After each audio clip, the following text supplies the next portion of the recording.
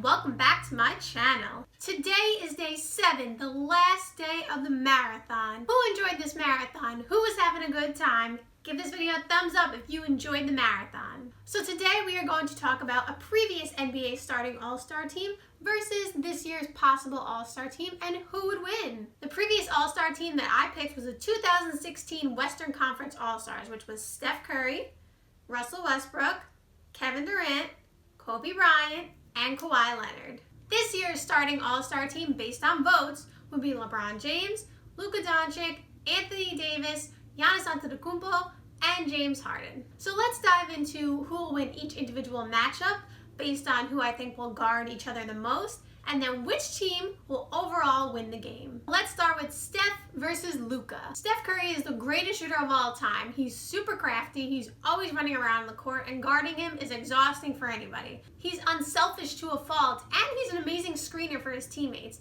And Luka is just not the greatest defender, and being that he's so young, he has a lot to learn. Steph is also an excellent shooter inside the paint that people don't give him enough credit for. He can shoot anywhere on the court that he wants. Luka is also a great young talent and would definitely be a handful for Steph to guard. He racks up triple-doubles like it's nobody's business, and he can get to the paint pretty easily. However, I think that Steph Curry wins this matchup. Second matchup, Russell Westbrook versus James Harden. Now this one's kind of funny because now they're teammates again. We all know James Harden can draw a foul on anybody at any time, at any place.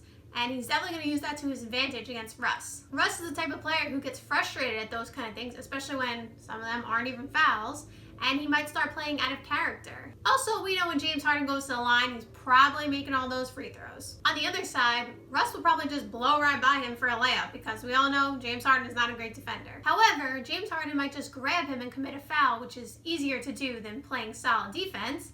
And in this case, it actually kind of works out for him since Russ has not been very good from the free throw line for the last 2 seasons. Also, another problem with Russ is that his teammates around him, like Anthony Davis and Giannis, although they are capable three-point shooters, that's not their biggest strength. And they're not just going to stand out on the three-point line, forcing Russ to take more outside shots, which he's pretty poor at. Overall, it'll be a tough matchup, but I think that James Harden wins. Matchup number 3, LeBron versus Kobe. This is the matchup that everybody wants to see. Everybody wants to know what the answer is. We all know LeBron's IQ is off the charts. He's incredibly gifted at passing, finding his teammates, and sometimes you'll be seeing a pass from him and you're like, where did that guy come from? I did not see him. And it's just amazing to watch. He's also developed his three-point shot a lot more in recent years, so it's definitely less of a weakness for him and more comfortable for him to take those three-point shots. However, his biggest weakness is still free throw shooting, of course. Kobe, the Black Mamba. We already know what he brings to the table.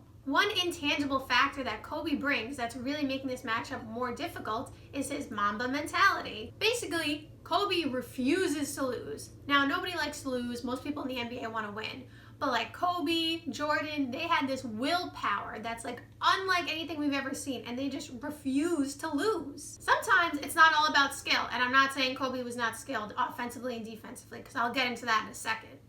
But sometimes it's who wants it more, who's playing harder. That's how you win sometimes. Now onto his skills. Kobe was extremely gifted offensively and was an incredible defender.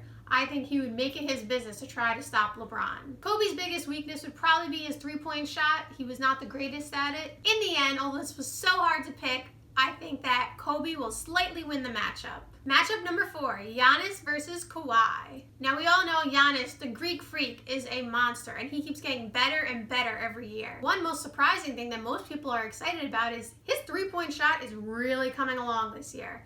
It's looked really smooth and a lot better than previous years. And if he's developing a three-point shot, that makes him even more difficult to guard because now you can't just put a wall up and make him go outside the paint. Nope, he'll hit that shot now. He's also an amazing defender, super athletic, and he also has a great desire to win. Now on the other side, we have Kawhi, who has gotten the reputation for being one of the best two-way players in the NBA right now. We all saw what Kawhi did to Giannis in the playoffs. They built a wall and made him go outside the paint, and we all know what happened from there. Kawhi is an incredibly gifted defender one-on-one, and he's pretty gifted offensively as well. Kawhi is also incredibly efficient. I think in the end, the matchup winner is Kawhi. And the last matchup, Anthony Davis versus KD. This is another interesting matchup. We've seen AD take steps forward this year. He is a blocking monster and he is great on defense. He also can get to the rack at will and it's kind of hard to defend him. His outside game still needs some work though. His three-point shooting could definitely be better.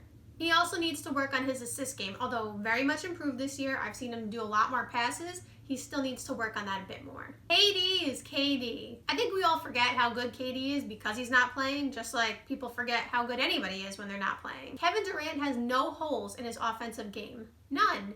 Kevin Durant can get to anywhere on the court at any time and make any shot. He is a sniper from everywhere on the court. And he can get any shot off because he has guard skills in a 7-foot body. Oh, let's also not forget that he's an amazing defender. He's a great rim protector and can guard one-on-one. He was trying to get himself Defensive Player of the Year a couple years ago when he was in Golden State. I think the winner of this matchup would be Kevin Durant. Now that we went through each individual matchup, which team will overall win? Although I think it would be very close, I think that the 2016 Western Conference All-Stars take the game with an edge. Thank you guys so much for watching. I hope you enjoyed the video, and thank you for tuning into the marathon, and I hope you guys enjoyed. Bye!